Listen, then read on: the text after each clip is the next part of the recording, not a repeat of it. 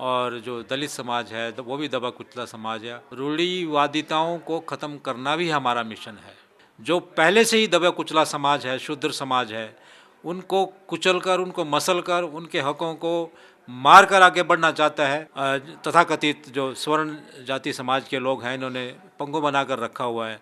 आजकल हरियाणा के स्कूलों में जहाँ से मैं आता हूँ मनुस्मृति पढ़ाई जा रही है। 70 साल की आज़ादी के बाद भी बड़े बड़े वहाँ पे चीफ मिनिस्टर रहे हैं, नीचे रेते में बैठ के बच्चे पढ़ रहे हैं 8वीं क्लास के।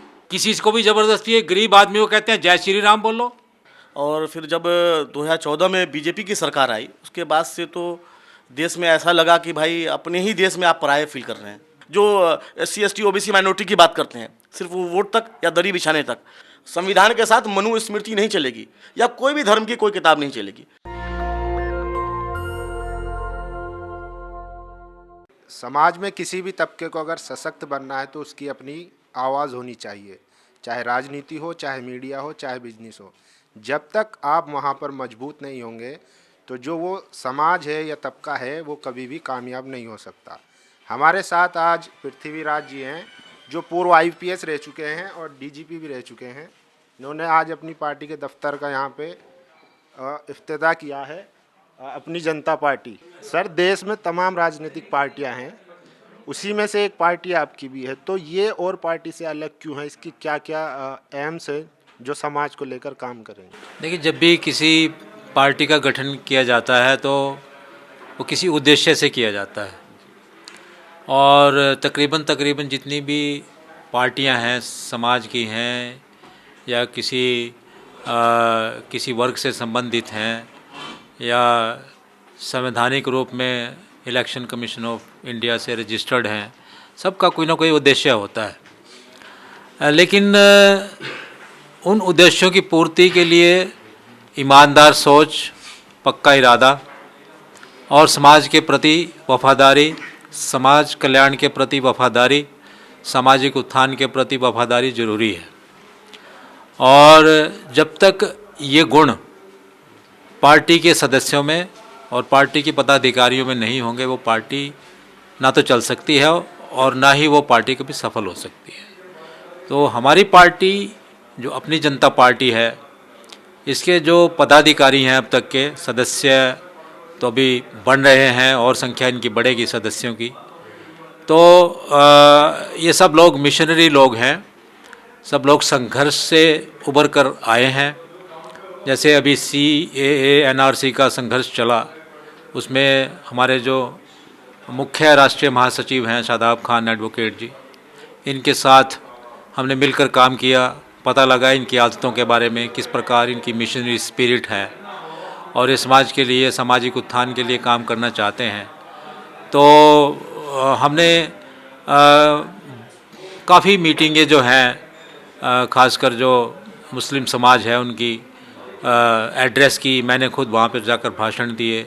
शाहीन बाग में भी मैं गया, आज़ाद मार्केट में, वहाँ पे तकरीबन 10,000 लोग थे जब मैंने वहाँ पे अपनी स्पीच दी थी। तो लोगों का हौसला बढ़ाया, जो लोग दबे कुचले हैं, चाहे वो किसी भी समाज से है। उस समय तो एक मुस्लिम समाज के ऊपर एक मुसीबत का पहाड़ टूट पड़ा था, और जो दलित समाज है वो भी दबा कुचला समाज है। तो मुस्लिम समाज के साथ दलित समाज का आना उस समय बहुत ज़रूरी था, उनको एक सपोर्ट बहुत ज़रूरी थी, जिसमें हम आए। और फिर बाद में कोरोना काल में थोड़ा ये धीमा पड़ गया मिशन हमारा। उसके बाद शादाब मोहम्मद जी ने जो है वो एक मिशनरी सोच को रखते हुए ही इस पार्टी का गठन किया, और मुझे इसका, सभी लोगों ने मिलकर मुझे इसका अध्यक्ष चुन लिया। फिर राष्ट्रीय कार्यकारिणी की मीटिंग हुई थी हमारी पिछले महीने, उसमें भी मुझे इस पार्टी का राष्ट्रीय अध्यक्ष औपचारिक रूप से चुन लिया गया। तो हम अपने जो एक मिशन है, हमारा मिशन जो है वो एक रिफॉर्मेटिव मिशन है। जो रूढ़िवादिताएं हैं हमारे देश के अंदर, रूढ़िवादिताओं को ख़त्म करना भी हमारा मिशन है। हम संवैधानिक सोच रखते हुए, धर्मनिरपेक्षता को अपनाते हुए किसी भी जाति या धर्म पर आधारित समाज गठित करने के विरुद्ध हैं। और यदि एक खास धर्म का वर्चस्व हमारे देश में हो जाता है, जो संवैधानिक मान्यताओं को तोड़ते हुए आगे बढ़ना चाहता है और जो छोटे मोटे दूसरे धर्म हैं उनको कुचलते हुए आगे बढ़ना चाहता है, जो पहले से ही दबा कुचला समाज है, शूद्र समाज है, उनको कुचलकर, उनको मसलकर, उनके हकों को मारकर आगे बढ़ना चाहता है, उसके विरोध में हम खड़े हैं। उसके लिए हमारा संघर्ष है, हमारी पार्टी का। और हमारा ये इरादा है कि ऐसे लोगों को हम कटघरे में खड़ा करेंगे, जनता के सामने उनको नंगा करेंगे, उनके भ्रष्टाचारों को उजागर करेंगे, किस प्रकार हमारी आपराधिक न्याय प्रणाली को पंगु बनाकर रखा हुआ है। आज यदि किसी भी गरीब आदमी के विरुद्ध, चाहे वो किसी भी समाज का हो, किसी भी जाति का हो, असहाय है, जो लाइन में सबसे पीछे खड़ा है, उसके विरुद्ध यदि कोई अपराध हो जाता है, कोई जाति हो जाती है, उसकी बहन को, उसकी माँ को छेड़ दिया जाता है या बलात्कार कर दिया जाता है, तो क्या आज की तारीख में और आज की जो आपराधिक न्याय प्रणाली है, जिसको सड़ने के लिए मजबूर इन सब तथाकथित जो स्वर्ण जाति समाज के लोग हैं, इन्होंने पंगु बनाकर रखा हुआ है, क्या उसको कोई इंसाफ मिलने की उम्मीद है? बिल्कुल नहीं। FIR दर्ज करवाने तक के लिए सिफारिशें लगाई जाती हैं, MLO के फ़ोन कराए जाते हैं। भाई क्यों? क्या इंग्लैंड में, क्या अमेरिका में कोई फ़ोन करवाता है FIR दर्ज करने के लिए? इस प्रकार के सिस्टम यहाँ क्यों स्थापित नहीं किए जा सकते? स्वास्थ्य व्यवस्था है, एजुकेशन में आजकल धर्म का इतना समावेश हो चुका है, और तो किसी धर्म का हो नहीं सकता। जो यहाँ का मेजोरिटेरियन जो धर्म है, जिसको हम हिंदू धर्म कहते हैं, जिसके बारे में बाबा साहब ने काफ़ी बड़े बड़े लेख लिखे, किताबें लिखी, कहा कि ये भेदभावपूर्ण, इनका जो लिटरेचर है भेदभावपूर्ण है, इसको मत पढ़ाओ स्कूलों में, इसको बंद करो, और बंद कर दिया उन्होंने संविधान के अनुसार। लेकिन ये लोग जो है वो जबर हैं, ये लोग दबंग हैं, ये लोग अपनी मनमानी करना चाहते हैं। आजकल हरियाणा के स्कूलों में, जहाँ से मैं आता हूँ, मनुस्मृति पढ़ाई जा रही है। क्या इसका कोई दूसरी हमारी जो पार्टियां जिनकी आपने बात की, कोई भी किसी ने विरोध किया है?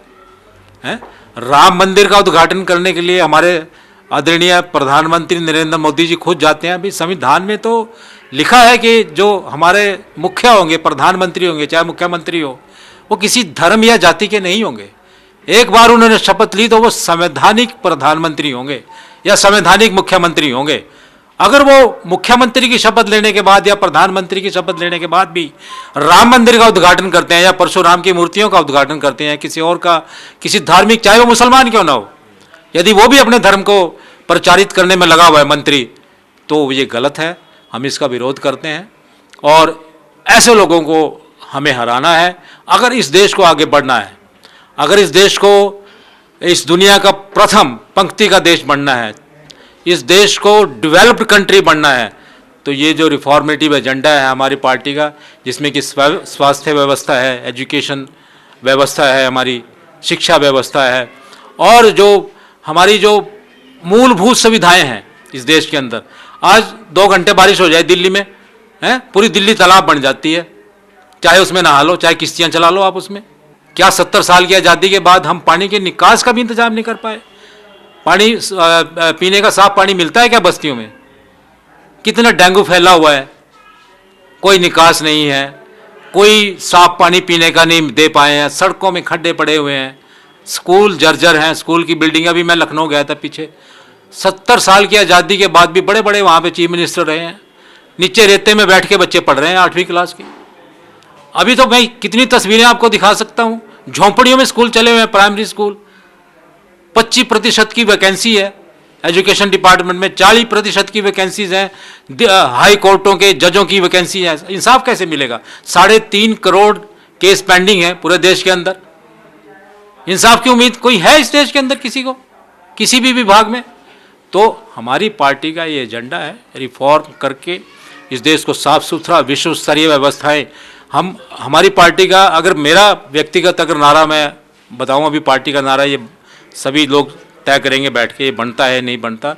मैं ये नारा लगाना चाहता हूँ, 3rd class to world class. जो हमारी 3rd क्लास व्यवस्थाएं चली हुई हैं, तीसरे दर्जे की, जिसमें किसी को कोई उम्मीद ही नहीं है कुछ मिलने की, उसको मैं वर्ल्ड क्लास बनाना चाहता हूँ। अमेरिका के सामने खड़ा होना चाहता हूँ, चाइना के सामने खड़ा होना चाहता हूँ। हमारे 98% लोगों के पास ज़मीन नहीं है। जो गांव में लोग रह रहे हैं 98% मजदूर हैं, 2% लोगों के पास ज़मीन है। चाइना के अंदर 100% लोगों के पास ज़मीन है। क्यों है? कैसे चली गई उनके पास ज़मीन? और ये कैसे इन्होंने व्यवस्थाओं को तोड़ा मरोड़ा इन दबंग लोगों ने कि जिनका हक था ज़मीन पे उनको ज़मीन नहीं मिली अभी तक। आज किसी की भी दाढ़ी पकड़ के खींच लेते हैं, किसी को भी जबरदस्ती एक गरीब आदमी को कहते हैं जय श्री राम बोलो। ये कैसी व्यवस्था है? ये कैसी संवैधानिक व्यवस्था है कि एक देश के प्रबुद्ध नागरिक को, एक अहम पसंद नागरिक को जबरदस्ती बोलने के, जय श्री राम बोलने के लिए मजबूर किया जा रहा है? वही सर, अभी आपने जो जिक्र करा कि दाढ़ी पकड़ के खींच ली, हम आजकल देख रहे हैं कि समाज में एक तबका है जो अगर दलित के साथ कोई मारपीट होती है जात के नाम पे, या मुसलमान के साथ उसके धर्म के नाम पे मारपीट होती है, अगर वो थाने में जाते हैं तो उनकी एफआईआर तक नहीं लिखी जाती है। मैं सवाल इसलिए कर रहा हूँ चूँकि आप सिस्टम में रह चुके हैं, काम कर चुके हैं, तो आपके टाइम में जो फ़र्क था और अब जो फ़र्क है, कितना बदलाव आया है? और क्या आज जो मजलूम है जिसके साथ मारपीट हो रही है, उसकी अगर थाने में या कानून से मदद नहीं मिलेगी तो वो कहाँ जाएगा? 1977 में जब जनता पार्टी की सरकार आई थी, आप में से काफ़ी लोग उस टाइम शायद पैदा भी नहीं हुए होंगे। हम उस वक़्त, मैं उस वक़्त national institute of technology Kurukshetra में अपनी इंजीनियरिंग की डिग्री कर रहा था। तो प्रथम बार उस सरकार ने नेशनल पुलिस कमीशन की स्थापना की थी, जिसकी रिपोर्ट 1981 में आई थी। वो इतनी क्रांतिकारी रिपोर्ट है, यदि वो रिपोर्ट किसी भी सरकार द्वारा, उसके बाद जो सरकारें आई उसमें कांग्रेस भी शामिल है, उसमें विश्वनाथ प्रताप भी शामिल है, प्रताप सिंह भी की सरकार भी शामिल है, राजीव गांधी की सरकार भी शामिल है, नरसिम्हा राव, अटल बिहारी वाजपेयी, सब सरकारें शामिल हैं। किसी ने भी उस रिफॉर्मेटिव एजेंडा को, नेशनल पुलिस कमीशन की रिपोर्ट को, जो कि मिस्टर धर्मवीर थे जो उस समय के होम सेक्रेटरी थे और आईएएस थे, उन्होंने वो नेशनल कमीशन के वो चेयरमैन थे, नेशनल पुलिस कमीशन के चेयरमैन थे, जिन्होंने वो रिपोर्ट दी थी। वो इतनी अच्छी रिपोर्ट है, इतनी रिफॉर्मेटिव रिपोर्ट है, इतनी आधुनिक रिपोर्ट है, संवैधानिक रिपोर्ट है कि अगर वो लागू हो जाए तो आम आदमी को इंसाफ मिलने की, मैं ये नहीं कह सकता कि 100% उम्मीद हो जाएगी, लेकिन कुछ उम्मीद जो है एक आम आदमी को हो सकती थी। लेकिन सब ने उस रिपोर्ट को बैक बर्नर पे, ठंडे बस्ते में, डस्टबिन में डाल दिया और डस्टबिन में ही पड़ी है, धूल चाट रही है अभी तक वो रिपोर्ट। एक आईपीएस अधिकारी मिस्टर प्रकाश सिंह, जो उत्तर प्रदेश के डीजीपी रहे, बीएसएफ के भी डीजीपी रहे, उन्होंने 1995 में एक संघर्ष चालू किया कि मुझे ये नेशनल पुलिस कमीशन की रिपोर्ट लागू करवानी है, क्योंकि ये जो राजनीतिज्ञ हैं, जो भिन्न भिन्न राज्यों में काबिज हैं, ये इस रिपोर्ट को कभी लागू नहीं कराएंगे, क्योंकि इनका अपना एजेंडा है। इनकी सारे जो इनके समर्थक हैं सब गुंडे हैं, सब दबंग हैं, सब देश की संपदाओं पे कब्जा करना चाहते हैं, नाजायज़ कब्जा करना चाहते हैं, धन को लूटना चाहते हैं, लोगों को दबा के रखना चाहते हैं, डरा के रखना चाहते हैं, किसी भी लड़की को उठा के भाग जाना चाहते हैं। तो वो क्यों इस रिपोर्ट को लागू करना चाहेंगे?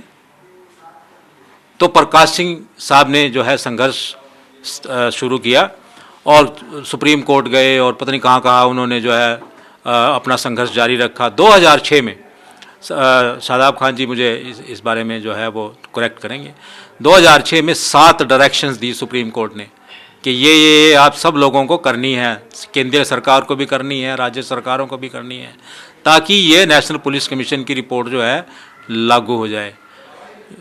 पूरा जोर लगा रही है हर राज्य की सरकारें, चाहे उसमें कांग्रेस की सरकार हो, चाहे बीजेपी की सरकार हो, चाहे केंद्रीय सरकार हो, और चाहे कोई और सरकार हो, पूरा जोर लगा रही है कि वो सुप्रीम कोर्ट की जो 7 डायरेक्शन है वो कभी भी इम्प्लीमेंट ना हो। उसको कभी इधर से घुमा देते हैं, कभी उधर से घुमा देते हैं, घुमा फिरा के उसी सिस्टम को कायम रखना चाह रहे हैं। तो जब हम सर्विस में थे, हमने भी कितने सेमिनार में, कितनी मीटिंगों में भाग लिया और अपने व्यू रखे, सब ने रखते हैं। जो आईपीएस अफसर हैं ज़्यादातर जो है वो ये चाहते हैं कि ये रिफॉर्म की रिपोर्ट लागू होनी चाहिए, लेकिन व्यवस्था उनके हाथ में नहीं है। व्यवस्था आईएएस अधिकारियों के हाथ में भी नहीं है, व्यवस्था है राजनीतिज्ञों के हाथ में, जो हमारे लॉ मेकर हैं, जो एमपी हैं, एमएलए हैं, जिनकी सरकारें हैं, मुख्यमंत्री हैं, प्रधानमंत्री हैं, गृह मंत्री हैं। वो कभी भी इस एजेंडा को लागू होने देना नहीं चाहते, इस रिफॉर्मेटिव रिपोर्ट को इस देश में इम्प्लीमेंट होने नहीं देना चाहते हैं। अगर जिस दिन ये रिपोर्ट इम्प्लीमेंट हो गई तो मैं ये उम्मीद करता हूँ एक पुलिस अधिकारी के रूप में काफ़ी राहत। एफआईआर दर्ज तक नहीं कर रहे हैं। एफआईआर दर्ज करना तो हमारा संवैधानिक अधिकार है, जैसे अभी एक भाई ने बात की, आपने बात की कि एफआईआर दर्ज तक नहीं कर रहे हैं, तो उसके लिए भी रिश्वत दी जाती है, सिफारिशें लगवाई जाती हैं कि यदि कोई गरीब आदमी यदि किसी उसकी लड़की का रेप हो जाए और अपनी लड़की को लेकर थाने में जाए, आज की तारीख में भी जो रिमोट एरियाज़ हैं हमारे, जो दिल्ली के थानों की तो मैं बात नहीं कर सकता, लेकिन जो गांव दूर दराज के थाने हैं उसमें तो जो थानेदार है वो उसको यही कहता है कि तेरी लड़की ही ख़राब होगी, शायद तू झूठ बोल रहा है, इसका कोई रेप नहीं हुआ है। तो उस व्यक्ति के, गरीब आदमी के दिल पे क्या गुजरती होगी? क्या वो इस देश का नागरिक अपने आप को कभी कह पाएगा गर्व से? तो ये सारी चीज़ें हैं। तो हमारी पार्टी का एक बड़ा ईमानदारी से एक रिफॉर्मेटिव एजेंडा है। सब लोग यहाँ पे नॉलेजेबल हैं, सबको ज्ञान है और हर व्यक्ति संवैधानिक व्यक्ति है। संविधान की जो मान्यताएं हैं, संविधान के जो प्रावधान हैं, उनको लागू करके आगे बढ़ना चाहते हैं। धर्म और जाति से ऊपर उठकर इस देश को दुनिया का इंफॉर्मेशन टेक्नोलॉजी में भी, जिसका मैंने उद्घाटन किया अभी, उसमें भी, और साइंस की जो विद्या है, जो आधुनिक विद्या है, जो जिसके बारे में डॉक्टर अंबेडकर ने बहुत किताबें लिखी, लेख लिखे, प्रॉब्लम ऑफ रिपी नाम की किताब लिखी, उन्होंने बहुत सी किताबें लिखी। वो एजेंडा हम आधुनिकता का, मॉडर्निटी का, साइंटिफिक टेम्पर का, साइंसवादी सोच का इस देश के अंदर लागू करना चाहते हैं। ये जो धार्मिक उन्माद में और धार्मिक रूढ़िवादिताओं में लोगों को फंसाकर शिक्षा से महरूम रख के इस देश को एक गर्क में, एक गड्ढे में डालने का जो काम ये सरकारें कर रही हैं, हम उसके खिलाफ हैं। उसके विरुद्ध हमारा संघर्ष है और हमारी लड़ाई है और हम लड़ेंगे। दूसरी तरफ सुप्रीम कोर्ट के वकील सादाब जी हैं। ऐसे वक्त में जब आज मुसलमानों को अछूत बना दिया गया है, कोई भी उनके इश्यूज पे बात करने को तैयार नहीं, कोई भी पार्टी हो, कांग्रेस, तमाम पार्टी हैं।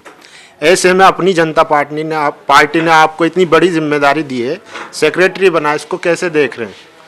देखिए, एक्चुअली हम लोग पिछले 10 सालों से काम कर रहे हैं समाज के उत्थान पे, ख़ास तौर पे schedule caste, schedule tribe, backward community and minorities के लिए। माइनॉरिटीज़ में जो मतलब जो रिलीजियस माइनॉरिटीज़ के लोग हैं, जैसे मुसलमान हैं, सिख हैं, बौद्ध हैं, लिंगायत हैं, क्रिश्चियंस हैं, तो हम लोग उस पर काम कर रहे हैं पिछले 10 सालों से। और फिर जब 2014 में बीजेपी की सरकार आई, उसके बाद से तो देश में ऐसा लगा कि भाई अपने ही देश में आप पराये फील कर रहे हैं, अपने ही देश में आप सेफ नहीं हैं, ऐसा होने लगा। मुसलमानों की बुरी तरह से लिंचिंग जगह जगह होने लगी। और फिर उसके बाद जब 2019 में पार्लियामेंट से वो बिल पास हुआ CA/NRC का, उस पर हम लोगों ने पूरे भारतवर्ष में करीब, मुझे लगता है यहाँ तक कि 3000 से ज़्यादा जगह पे प्रोटेस्ट चल रहा था। उसमें हम लोग अपने एक लीडिंग रोल में थे, दिल्ली में भी थे हम लोगों ने। दिल्ली में जहाँ भी प्रोटेस्ट हुआ है, सब जगह हम लोगों की टीम थी और हम लोगों ने बढ़ चढ़ के हिस्सा लिया। हमारी वकीलों की करीब 3 लाख के आसपास हम लोग जो SC ST OBC and minorities के वकील हैं, जो हमारे संगठन में हैं, तो हम लोग अपने उसके माध्यम से भी पूरे इंडिया में इसको चैनलाइज कर रहे थे और हम लोगों ने इस पर काफ़ी काम किया। और फाइनली ये हम लोगों ने डिसीजन लिया कि जब तक हमारी अपनी कोई पॉलिटिकल पार्टी ना हो, और पॉलिटिकल पार्टी भी हो और साथ में हमारा कोई संगठन मजबूत ना हो, तब तक हम अपनी बात को सरकार तक या सरकार के कानों तक नहीं पहुंचा सकते। जो कांसीराम अक्सर कहा करते थे कि भाई जब सड़क सुनी होती है तो पार्लियामेंट जो है या विधानसभाएँ जो है वो आवारा हो जाती हैं। तो हम लोगों ने सड़क को जिंदा किया है इस मौके से। और जैसे अभी किसान आंदोलन है, वो उसी का दूसरा पार्ट है। जब शाहीन बाग का मामला आया, देश भर में हजारों शाहीन बाग बन गए, फिर आज किसान आंदोलन है, आज उसी इशू पे लोग आगे बढ़ रहे हैं, उसी तर्ज पे आगे काम कर रहे हैं। क्योंकि सड़क को हमें सूना नहीं होने देना है, सड़क को हमें जगा के रखना है, ताकि पार्लियामेंट में जो लोग बैठे हैं, जो बहरे और गूंगे हैं, जो किसी भी पार्टी के लोग हैं, जो बिल्कुल संविधान की शपथ तो लेते हैं लेकिन काम गैर संवैधानिक कर रहे हैं, गैर संवैधानिक चीज़ें पार्लियामेंट से पास हो रही हैं और उसमें उनका दस्तखत हो रहा है, वो उसमें उसको साथ दे रहे हैं। तो वैसे लोगों के खिलाफ एक्चुअली हमें उजागर करना है। जो सेकुलर पार्टी अपने आप को कहती है कि भाई हम सबको लेके चलेंगे, जो फासिस्ट सरकार है या फासिस्ट पार्टी है, जो एक सर्टेन आइडियोलॉजी पे काम करती है, हम तो उनकी बात ही नहीं कर रहे हैं। हमारी तो शिकायत उनसे है ही नहीं। हमारी शिकायत तो उन लोगों से है जो अपने आप को सेकुलर करती हैं, जो कहती है कि भाई सारे सबका साथ सबका विकास है, या वो लोग जो SC ST OBC माइनॉरिटी की बात करते हैं सिर्फ वो वोट तक या दरी बिछाने तक। तो हम लोगों का उनसे शिकायत है कि नहीं, जो हमारा हक हकूक है, हमारी हिस्सेदारी हमें चाहिए होती है, चाहे वो संसाधन हो, देश में नौकरी हो, चाहे वो माइंस हो, चाहे वो ज़मीन का मामला हो। अगर देश में मान लीजिए कि अगर कहीं पर 100 लोग हैं तो 100 लोगों की हिस्सेदारी बराबर की होनी चाहिए, और उसी पर हम लोगों का वर्क है। तो ये आने वाले किसी यूपी में चुनाव होने वाले हैं, इसके अलावा और 4 राज्यों में चुनाव है, दिल्ली में एमसीडी चुनाव है, तो किसी में पार्टी हिस्सा लेगी, क्या कैंडिडेट उतारेगी? बिल्कुल उतारेगी। जहाँ जहाँ हमारा वर्क है चल रहा है, जहाँ पर हम सारी सीटों का दावा तो नहीं कर सकते, लेकिन जहाँ जहाँ हम मजबूत हैं और जहाँ जहाँ हमारे कार्यकर्ता काम कर रहे हैं, उनकी तरफ से आवाज़ आई है कि हम चुनाव लड़ना चाहते हैं। तो खासकर पश्चिमी उत्तर प्रदेश की कुछ सीटों पे हम चुनाव लड़ेंगे, और दिल्ली के एमसीडी पे चुनाव में तो हम लड़ेंगे ही लड़ेंगे, और कुछ पंजाब की सीटों पे भी हम चुनाव लड़ेंगे। हम लोग एक्चुअली पंजाब में हमारी तैयारी है। वहाँ पर जो किसान आंदोलन में कुछ लोग हैं जो बिल्कुल अकाली दल छोड़ के आ गए हैं, जो लोग कांग्रेस से भी खुश नहीं हैं, आम आदमी पार्टी से भी नाराज़ हैं, तो वैसी एक बड़ी टीम है हमारे पास पंजाब में। पंजाब की हम बहुत सारी सीटों पे लड़ेंगे, और हमने इलेक्शन कमीशन ऑफ इंडिया से हमें जो ऑटो का हमारा चुनाव निशान है वो पंजाब और उत्तराखंड के लिए मिल भी गया है, अप्रूवल लेटर भी हमारे पास आ गया है। हम लोग उत्तराखंड में भी लड़ेंगे, और खासतौर वेस्टर्न यूपी की बहुत सारी सीटों पर हम लोग लड़ने जा रहे हैं। सर, ये लास्ट सवाल, देश के युवाओं के लिए, अगर यूथ जो है वो आपकी पार्टी से चुनाव लड़ना चाहे तो उनके लिए क्या मौका है? देखिए, आपने बहुत अच्छा प्रश्न पूछा। इनफैक्ट मैं तो भूल ही गया था इस चीज़ को। हमारी पार्टी युवाओं को बहुत प्राथमिकता देना चाहती है। आज की तारीख में जो हमारा युवा वर्ग है, खासकर जो एजुकेटेड अनएम्प्लॉयड युवा वर्ग है, काफ़ी फ्रस्ट्रेटेड है, एम्बेरस्ड है, परेशान है। एक तो रोज़गार नहीं मिल रहा, रोज़गार मिल भी रहा है तो वो अंडर एम्प्लॉयमेंट है, यानी कि जिस आदमी की कीमत 1 लाख रुपए है वो 10,000 रुपये में काम कर रहा है, तो वो भी एक बेरोज़गारी टाइप ही है। तो युवाओं को हमारी पार्टी प्राथमिकता देगी, और हमारी पार्टी का एक नारा भी है कि मिशनरी को मिलेगा टिकट हमारा, नहीं बिकेगा टिकट हमारा। हम किसी को किसी और आधार पर टिकट नहीं देंगे। जो लोग मिशन के प्रति, यानी कि जो गरीब लोगों का जो उत्थान का जो मिशन है उसके प्रति जो वफादार हैं, जो डिटर्मिन्ड हैं, निश्चय कर चुके हैं, उनको ही हम टिकट देंगे, और उन्हीं की एनर्जी को, उनकी शक्ति को इस्तेमाल करके युवाओं की उन्हीं को ऊपर उठाएंगे। और नई नई जो लीडरशिप है, जैसे कांशीराम जी कहा करते थे, कांशीराम आदरणीय बहन कुमारी मायावती जी कैसे राजनीति में आई, तो उनको मान्यवर साहब कांशीराम ने ग्रूम किया, उनको ट्रेंड किया, कैडराइज्ड किया, सिखाया राजनीति, तभी तो वो मुख्यमंत्री बनी उत्तर प्रदेश की।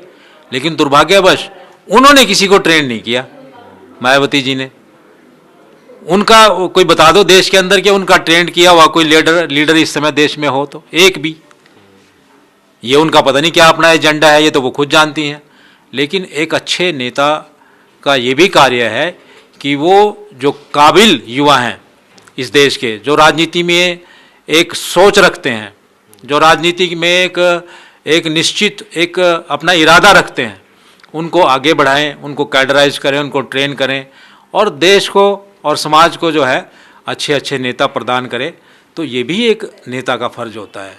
वो ये नहीं सोच सकता कि अगर ये उभर गया तो मैं नीचे चला जाऊंगा, या वो तो फिर एक बहुत ही निम्न स्तर का एजेंडा होगा, घटिया सोच उसको हम कह सकते हैं। तो हमारा ये भी है। एक्चुअली मुझे ये कहना है कि देश में ना 2 तबका है। एक तबका है जो वोटर क्लास है, जिसकी आबादी 90 से 95% है, और एक तबका है जो रूलिंग क्लास है, जो पिछले 75 सालों से रूल करता आ रहा है। तो हमें जो वोटर क्लास है ना, वो सिर्फ उसके जिम्मे है कि वो वोट करे, और रूलिंग क्लास जो है वो ये समझता है कि सारी संसाधन, सारी संपदा, सारी व्यवस्था उसके हाथ में रहे। तो हमारी लड़ाई एक्चुअली वहाँ है। हमें रूलिंग क्लास के खिलाफ हम खड़े हो रहे हैं, और हमारी जो टीम है, हमारे जो कार्यकर्ता हैं, मिशनरी साथी हैं, वो देश भर में खड़े हो रहे हैं, और उनको जो वोटर क्लास है हमें उसे रूलिंग क्लास बनाना है। और जब तक ये नहीं होगा तब तक जो संविधान में हमें जो बराबरी का दर्जा मिला है, संविधान के बहुत सारे आर्टिकल हैं, आपने पढ़े भी हैं, हमने भी पढ़े हैं, तो वो दर्जा नहीं मिल सकता कि भाई हर वो आदमी को इंसाफ चाहिए, जो उसकी बेसिक नेसेसिटीज़ है, इंफ्रास्ट्रक्चर है, उसको कारोबार है, उसको नौकरी है, उसमें उसकी काबिलियत के एतबार से। साथ में जहाँ तक आरक्षण का मुद्दा आता है, तो हम लोग आरक्षण पे, हमारी पार्टी का स्टैंड है कि हम आरक्षण जो लागू होना चाहिए, और साथ में ओबीसी के जो लोग हैं उनकी जनगणना भी होनी चाहिए, ताकि उनको उनके सही जो उनकी जो लोग हैं कहाँ पर किस जातियों में कितने लोग हैं उनको उसका हक मिल सके। और हम लोग इसी मिशन को लेके आगे चल रहे हैं। और देश में अभी जो सिचुएशन है 2014 के बाद, वो समझिए कि आप अघोषित इमरजेंसी है, अनडिक्लेयर्ड इमरजेंसी है।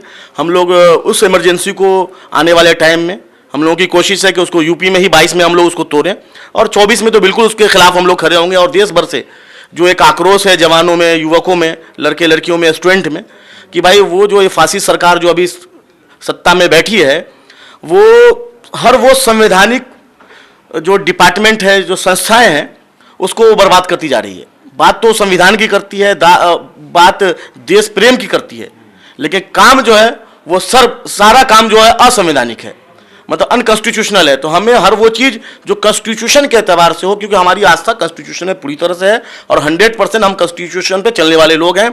हमारा कोई काम, हमारा कोई भी कार्यकर्ता ऐसा कोई काम नहीं करता है, ना करेगा भविष्य में, जो संविधान के खिलाफ हो। तो हम लोगों को संविधान को पूरे मुकम्मल तौर से 100% लागू करना है। संविधान के साथ मनुस्मृति नहीं चलेगी, या कोई भी धर्म की कोई किताब नहीं चलेगी, संविधान ही चलेगा। और संविधान इस देश की मुख्य किताब है। हमारा लॉ, कानून सब कुछ वहीं से गाइड होता है। बिंग मैं एक एडवोकेट हूँ, तो मैं इस बात को अच्छे से समझता हूँ कि संविधान में हमें क्या ताकत मिली है। हमारे जो पहले के लोग थे जिन्होंने संविधान को बनाया है, उन्होंने काफ़ी मेहनतों के बाद, काफ़ी मुशक्क़त के बाद उस संविधान को तैयार किया है। और उस संविधान में सब किसी के साथ भेदभाव नहीं किया गया है। जब भेदभाव नहीं किया गया है तो संविधान ही मुकम्मल एक किताब है, ऐसी किताब है जिससे ये भारत देश चलेगा। और उस पर जो लोग संविधान पे रहेंगे, हमें उनसे कोई दिक्कत नहीं, वो चाहे किसी भी पार्टी में काम करें और कहीं भी रहें। लेकिन जो लोग संविधान के खिलाफ जाएंगे, हम उनसे रोड पे भी लड़ेंगे, पार्लियामेंट में भी लड़ेंगे और हर जगह लड़ेंगे। उनसे मुकाबला हमारा उन्हीं से है। तो हमारी जो ये कोशिश है कि हम लोग इंफ्रास्ट्रक्चर को बढ़ाएं, मेडिकल एजुकेशन को बढ़ाएं, इंजीनियरिंग को बढ़ाएं, या हर वो फील्ड जिसमें लोगों को रोजगार की मिल सके, लोगों की नौकरियां मिल सके, लोगों को कारोबार मिल सके, उस पर हम लोगों का ये है। उसी तरह से हेल्थ पे हम लोगों का काम है। हम लोगों के साथ बहुत सारे डॉक्टर जुड़ रहे हैं, तो हम लोग हेल्थ पे भी काम कर रहे हैं। क्योंकि गरीब जो लोग जो गांव दूर दराज में है, उनको सही इलाज नहीं मिल पाता, वहाँ डॉक्टरों की कमी है, अस्पतालों की कमी है, सही दवा नहीं मिल पाती है, तो ये सारी समस्या है। तो हम लोग उस पर भी काम कर रहे हैं। उसी तरह से हम लोग SC ST के खासतौर से बच्चों के एजुकेशन पर भी काम कर रहे हैं। जगह जगह हम लोगों का अपना एक कैडर क्लास लगता है, वहाँ टीचर्स होते हैं बाकायदा, तो उन बच्चों को जो स्कूल नहीं जा पा रहे हैं, तो हमारी कोशिश रहती है कि वो बच्चे जो गरीब हैं, गली मोहल्ले में हैं, उनको इकट्ठा करके हम लोग कहीं पर सड़क पे ही या साइड में किसी के घर के छत पे भी, हम अपने मोहल्ले में भी हमने ये काम किया है कि लोगों के घर के छत ले लिया, लोगों को वहाँ पे बच्चों को, SC समाज के बच्चों को, बैकवर्ड समाज के बच्चों को पढ़ने पढ़ाने का भी काम हम लोग करते हैं। इस देश में RSS चाहती है कि 2 ही पार्टी रहे, कांग्रेस और बीजेपी, और उस पार्टी में जो तमाम लीडर हैं टॉप पे, वो सारे सवर्ण हैं। इसलिए वो चाहते हैं कि सत्ता में कोई भी रहे, चाबी उनके पास ही होनी चाहिए। इसलिए SC ST OBC को ज़रूरत है कि वो अपनी पार्टी बनाएं। जितनी ज़्यादा पार्टियां होंगी, उतना ज़्यादा SC ST OBC माइनॉरिटी मजबूत होगा, उतने ज़्यादा लीडर निकलेंगे। इसीलिए आज ये नई पार्टी बनी है जो SC ST OBC और माइनॉरिटी के लिए काम करेगी। और हमारे साथ पृथ्वीराज जी थे जो IPS रह चुके हैं, और इन्होंने अपना विज़न बताया किस तरीके से ये किन मुद्दों पर काम करेगी। हम इस वक्त थे संगम विहार में। कैमरा पर्सन आशीष के साथ, नेशनल दस्तक, दिल्ली। नेशनल दस्तक की आपसे गुजारिश है कि अगर इसको बचाना चाहते हैं तो नेशनल दस्तक को सब्सक्राइब करने के लिए रेड कलर के सब्सक्राइब बटन को दबाएं, फिर बेल आइकन की घंटी दबाएं। नेशनल दस्तक को बचाने के लिए बहुत जरूरी है कि हर खबर को शेयर करें, लाइक करें, कमेंट जरूर करें।